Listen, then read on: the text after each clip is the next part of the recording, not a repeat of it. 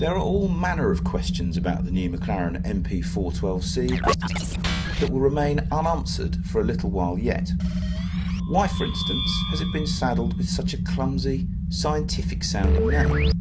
And is it really going to be as good to drive as a Ferrari 458 Italia? But there is one question that we can answer today, however, and that is how fast the new McLaren is. The reason why is because we've got this rather nice old one that we're going to compare it with.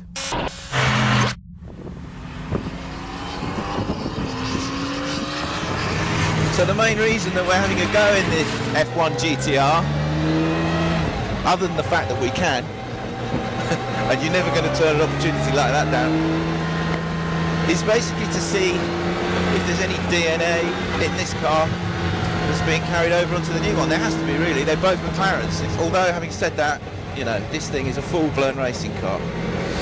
It won Le Mans. This car has got over 600 horsepower, and the new car has about that much power too. But the difference is this thing, the GTR, weighs less than 1,000 kilograms. So it's over half a ton lighter than the new one. And what that means is when you put your foot down, a little slice of the world falls apart.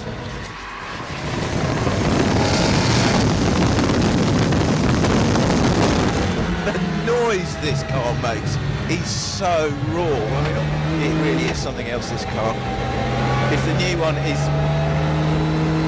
100th as awesome and guttural and just vicious to drive as this, well, then it's going to be some car. So it was time to find out for myself, albeit from the passenger seat of the 12C, and with McLaren's chief lunatic, chief test driver, Kevin McGarrity at the wheel. Well, we're in track mode there, so... Jesus, it doesn't feel a whole lot slower, does it? So slippy here though. We'll go straight down anyway.